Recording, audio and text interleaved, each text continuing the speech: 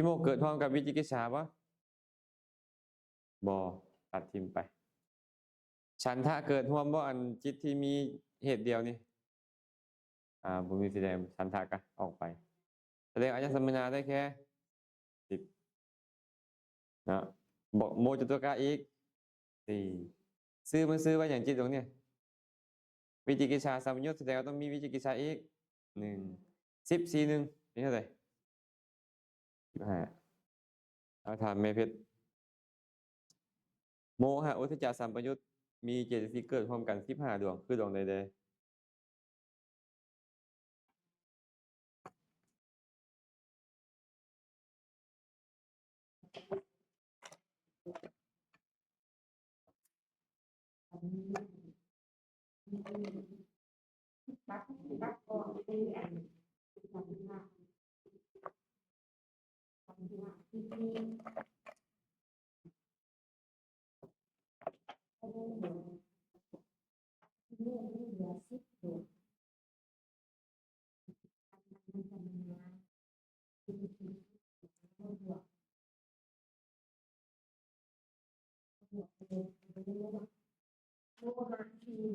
โมหะอย่างไรโมหะ4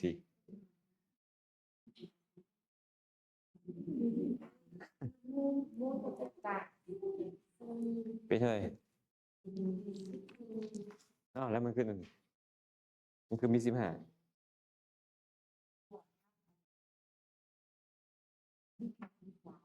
ซิมีวิจิกิจฉาแต่อันนี้เพิ่งละดวงเลย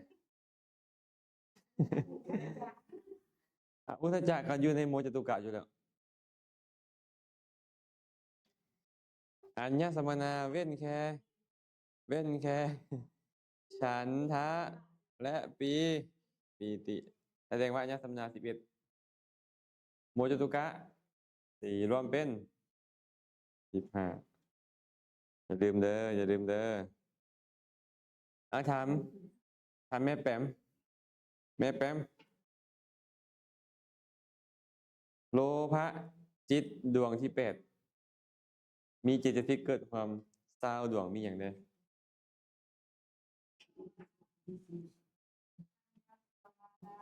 เท่าไหร่เป็นอย่างเจอ12เว้นอย่าง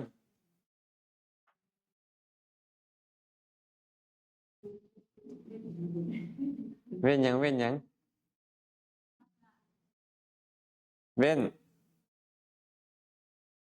นตัวไหน12มันมีเวทครับเป็นอย่างปีติเกิดความบ่แสดงว่าอัญญสัมมนา12เว้นปีติมีอย่างอีกวะเนี่ย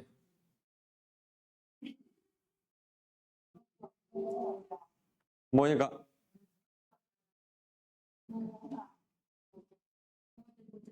เท่าไหร่4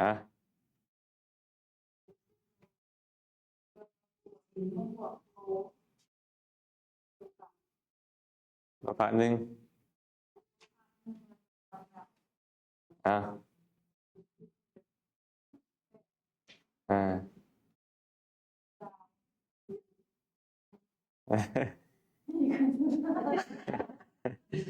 ครบวะต้องเป็นไรคืน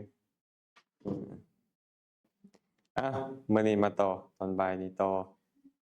อเหตุกะจิต18พร้อมกันอเหตุกะจิต18ดวงคืออกุศลวิปากจิต7อเหตุกะกุศลวิปากจิต8อเหตุกะกิริยาจิต3รวมเป็นอเหตุกะจิต18ห้องเรียนผ่านมานี่นะอกุศลเจตสิกเกิดขึ้นกับอกุศลจิตเท่านั้นโสภณเจตสิกเกิดขึ้นกับโสภณจิตเท่านั้นมีบ่ละอเหตุกะเจตสิกมีบ่อเหตุกะเจตสิกบ่มีเมื่อมันบ่มีเขาสิเอาหยังมาส่งขอบมันบ่นี่เอาเฉพาะอัญญสมานาแสดงว่าเจตสิกดวงใดเกิดขึ้นเจตสิกดวงใดเกิดขึ้นกับจิตเจตสิกขออภัย เจตสิกดวงใดเกิดขึ้นกับจิตดวงอื่นๆได้เจตสิกดวงนั้นเกิดขึ้นกับอเหตุกะจิตได้เฉพาะเจตสิกที่เกิดจะเฉพาะอันเนี้ยอันที่เกิดเฉพาะอเหตุกะนี้บ่มีอันเนี้ยสัมมนาเจตสิกนี่นะเกิดขึ้นได้ทางในทางในโสภณะและอโสภณะมาเบิ่งมื้อนี่แม่แป้มเลขอย่างอันเนี้ยเลข7จิต10ดวงนี่คือจักขุโสตคานะชิวหาและกายวิญญาณมีเจตสิกเกิดขึ้นได้แค่7อย่าง7อย่างนั้นคือหยังสัพพจิตตสาธารณเจตสิกสัพพจิตตสาธารณเจตสิกเกิดผัสสะเวทนาสัญญาเจตนาเอกคตาชีวิตินทรีย์มนสิการแสดงว่าทุกๆครั้งที่ไม่ออกผิวพรรณเห็นรูปแสดงว่าต้องมีเจตสิกว่าไดจักดวง7ดวงมีอย่างแน่ผัสสะเวทนาสัญญาเอกเจตนาก็เนาะเจตนาเอกัคตาชีวิตินทรีย์และมนสิการแสดงว่าทุกครั้งที่เห็นนี่นะมันบ่แม่นแค่วิญญาณไปเห็นผัสสะต้องไปกระทบกับรูปนามแม่นบ่เวทนาต้องไปเสวยรูปนามสัญญาต้องไปจำรูปนามเจตนาต้องจงใจในรูปและจัดแจงสัมปัญญุตธรรมนามเอกคตาต้องจดจ่ออยู่ในรูปนามชีวิตินทรีย์ต้องตามรักษาธรรมที่เกิดพร้อมกันมนสิการต้องนำจิตเข้าไปในรูปแสดงว่าบ่แม่นแค่เห็นทุกครั้งที่เห็นมีกิจจักกิจอยู่เนี่ยทัศนกิจนะมีกิจการเห็นการกระทบการเสวยการจื้อจำการจงใจการจดจ่อการตามรักษาและการกระทำไว้ในใจมีกิจตั้ง8กิจอยู่เนี่ยในขณะที่เห็นรูปเทื่อๆนึงๆเนาะเทื่อนึงๆเพราะฉะนั้นเดี๋ยวจะบอกว่าพระพุทธเจ้าหมดผัสสะแล้วได้บ่ได้บ่ผัสสะเป็นเหตุให้เกิดทุกข์นี่พระพุทธเจ้าก็หมดผัสสะแล้วตัวละทุกข์ได้แล้วบ่มีเพราะผัสสะมันเกิดขึ้นกับคนที่ยังมีตาหูดังลิ้นกายใจอยู่ฟังทันบ่น่าจะทันเนาะหลบได้นี่ได้ผ่านแล้วเนาะ10ดวงนี่เนาะมาเบิ่งบ่เนี่ยสัมปติชนะและสัมปติชนะ2ดวงก่อนสัมปติชนะนี่นะมันเกิดต่อจากหยังปัญจวิญญาณแสดงว่าสัมภจิตตสาธารณเจตสิกต้องมีอยู่นี่แล้วเห็นบ่ฉันทะเกิดกับพวกนี้บ่เกิดมันมีเวทนาเป็นอย่างตัวเนี้ยอุเบกขาปีติเกิดบ่เกิดอีกอย่างอีกที่บ่เกิดวิญญาณเกิดบ่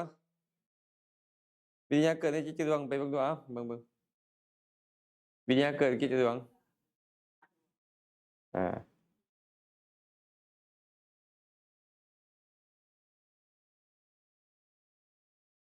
วิญญาณเกิดหรือบ่เกิดแสดงมีแค่วิตกวิจารณ์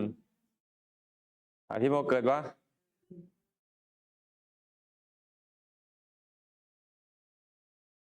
3ตัวนี้บ่เกิดเป็นบ่อัญญสัมมนาเจตสิก10ดวงตัวนี้คือกันเนาะเป็นอย่างพวกนี้จึงบ่จำเป็นต้องมีวิริยะนะเพราะว่าแค่จักขุวิญญาณเกิดขึ้นมันก็เกิดขึ้นแล้วพวกเนี้ย ค่สัมปติชนะเกิดขึ้นสันติรณะมันก็เกิดขึ้นเบิ่งตัวนี้ป่ะเนี่ยเห็นป่ะสันติรณะตัวเนี้ยมันคือมี11บาทตัวนี้คือมี10ตัวนี้เวทนาเป็นโสมนัสเมื่อโสมนัสปีติเกิดความได้ป่ะใช่ปีติเกิดความได้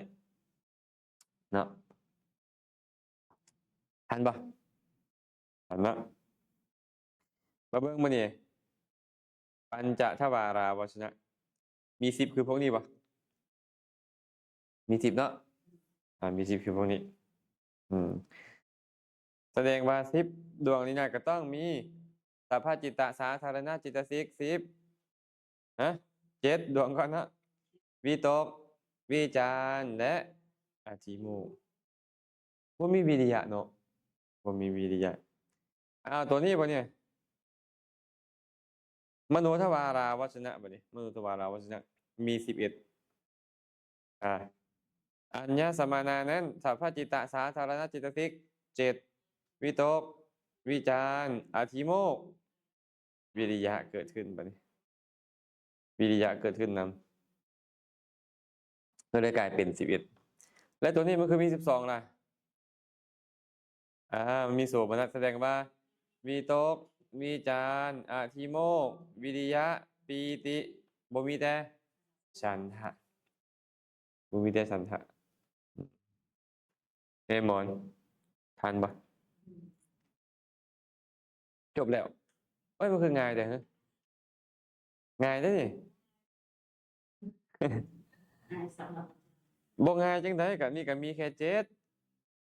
ยากบ่7นี่เอาถามดูยากบ่อันนี้10ยากบ่ล่ะเอา10ก็ไล่วิตกวิจารอาทิโมกเข้าไปอันนี้11นี่ยากบ่ล่ะก็บ่ยากก็ไล่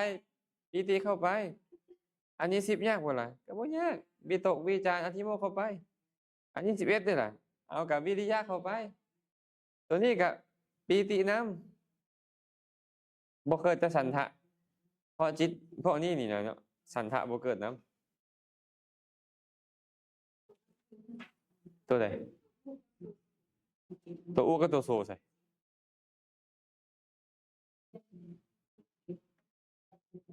มีปะตัวใดมีปะมีเนาะ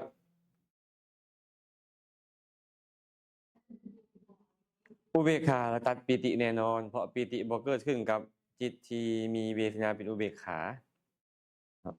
มันจะเกิดก็เกิดขึ้นกับพวกโสมนัสแต่ว่าถึงจะมีเวทนาเป็น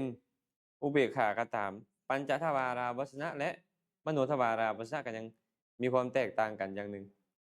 เพราะมโนทวาราวชนะมีความเพียรส่วนปัญจทวาราวชนะบ่ต้องมีเป็นอย่างปัญจทวาราวชนะจึงบ่ต้องมี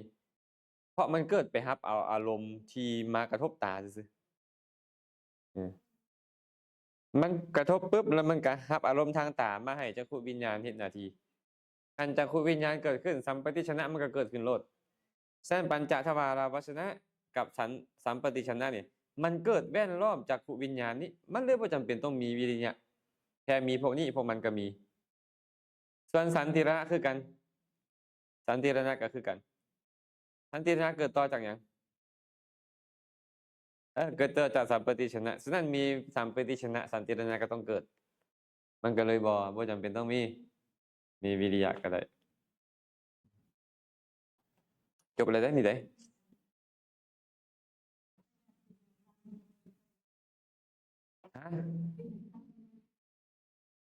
มันต้องมีความพยายาม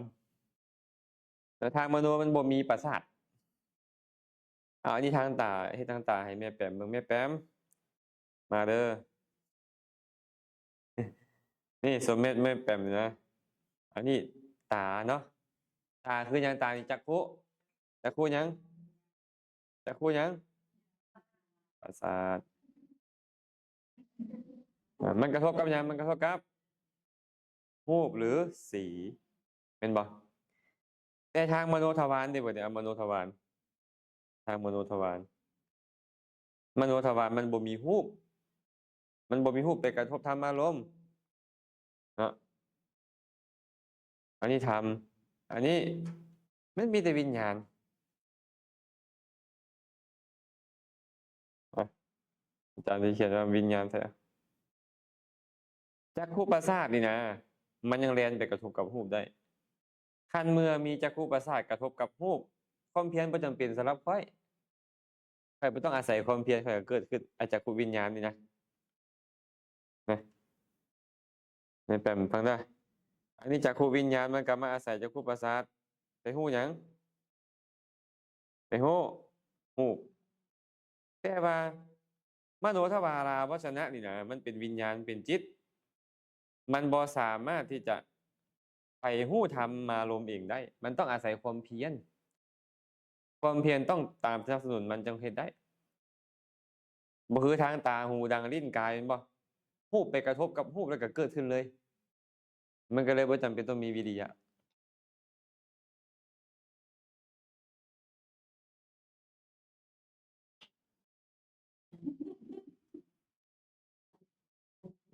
เข้าใจบ่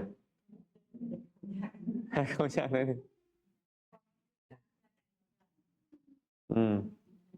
อันนี้มันอาศัยหยังมโนวิญญาณนี่อาศัยหยังอาศัยหะทยวัตถุหะทยวัตถุนี่น่ะเนาะมันเป็นที่ตั้งอาศัยแต่ว่าหะทยวัตถุมันบ่แล่นไปตามธรรมารมณ์เดะมันบ่เหมือนกับจักขุประสาทไปกระทบกับรูปนี้เข้าใจบ่เมื่อมันบ่มีวัตถุไปกระทบกับวัตถุนะมันบ่มีวัตถุไปกระทบกับอารมณ์น่ะมันก็เลยต้องอาศัยความเพียรเกิดขึ้นมันอาศัยอยู่หะทยวัตถุแม่นบ่แต่หะทยวัตถุมันอยู่ในใจเราพี่มันก็เลยอาศัยความเพียรไปกระทบอารมณ์แต่ว่าบัดเนี่ยทางจากตาหูดังลิ้นกายเนี่ยมันมีรูปอยู่แล้วที่ไปกระทบกับรูปเมื่อเรามีรูปกระทบกับรูปอยู่แล้ววิริยะก็บ่จำเป็นต้องเกิดขึ้นปัญจทวาราวัชชะก็เกิดขึ้นได้สัมปติชนะก็เกิดขึ้นได้สันติรณะก็เกิดขึ้นได้ครับแต่ตอนเฮ็ดหน้าที่โวทัพพนะต้องมีวิริยะบัดนี้ในการตัดสินอารมณ์นะผ่านบ่จบแล้วสิบ่ได้พักบ่นี่ สิบ่ได้พักครึ่งกันบ่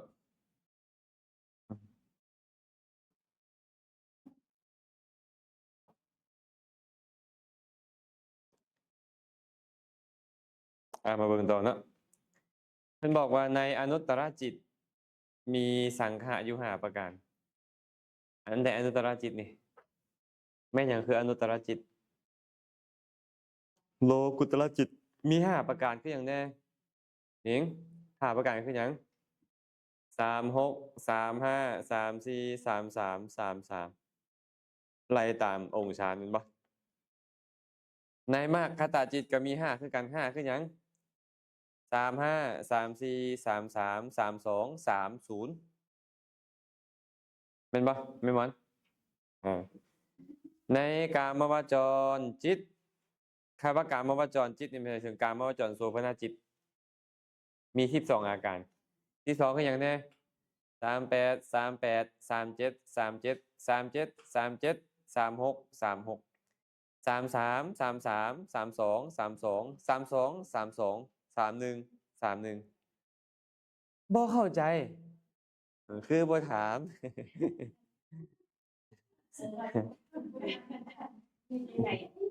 มาเบิ่งแผนจิตแม่แปมบ่ได้กินกาแฟบ่ส่งบ่ายว่านี่แม่แปม36 35 34 33 33นี่แหละอาการของมันเป็นแบบ6อาการ5อาการแม่นบ่โลกุตระมาเบิ่งมหคตะบ่เนี่ย35 34 34 32 30เห็นบ่อันนี้30หมดนี่เห็นบ่นี่ถูกบ่มันก็เลยมีอยู่5อาการคือกันส่วนกามวจรโสภณะนี่นะมันมีอยู่12อาการ12คือหยัง38 2เทื่อ37 2เทื่อ37 อีก36อีกมหากุศล4 33 2 32 2 32อีก2 31อีก2ก็ได้อีก4 35 35 34 34 34 34 33 33อีก4กันแสดงว่ามหากุศล4อาการมหาอิบาก4อาการมหากิริยา4อาการ4 30 12เข้าใจปะต่อไปในอกุศลจิตมีอยู่7อาการอกุศลจิตมีอยู่7อาการ7อาการคืออย่างแน่ใน7อาการนั้นฮะนี่19นะอีกก็212นะ18อะไรอีกแจ็คตัวแล้วนี่1 2 3 4เห็นปะ5 6 7นับแล้วนับอีกมาเขาว่าเอาตัวเลขนะระดับตัวเลขเมนเว้นในตัวนี้นับ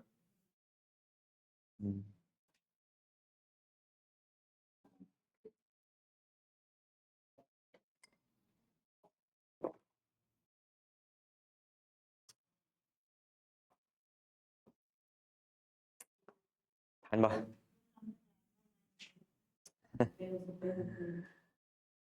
1 2 3 4 5 6 7แสดงว่าอยู่ในโลภะได้4โมหะได้1โทสะได้2ก็เป็น4 2 1เป็น7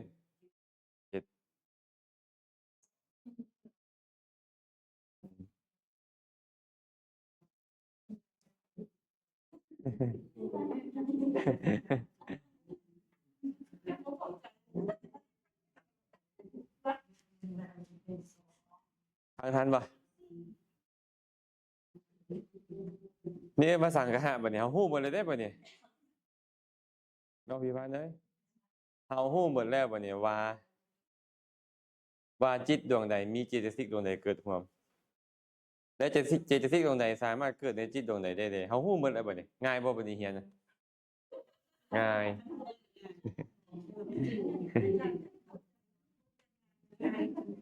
นี่แหละ เป็นอย่างเราจึงต้องเรียนแบบนี้ให้มันเราต้องไปจื้อแบบนี้เอาฮู้หมดเลยได้อาจารย์ที่สมมุติว่าพ่อไม่ออกฮู้หมดแล้วแบบนี้เออ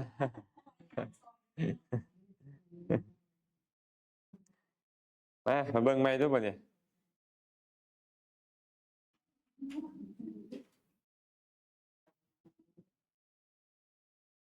จบแล้วเด้อปริเศษ2ปริเศษ2จบแล้วมาขึ้นปริเศษ3ได้บ่นี้เลยเอาก่อนจะขึ้นปริเศษ3สรุปก่อนสรุปปริเศษ2ให้ได้ปริเศษ2เรียนเรื่องของหยังเจตสิกชื่อนำกันได้เรียนเจตสิกปริเศษ1เรียนเรื่องของ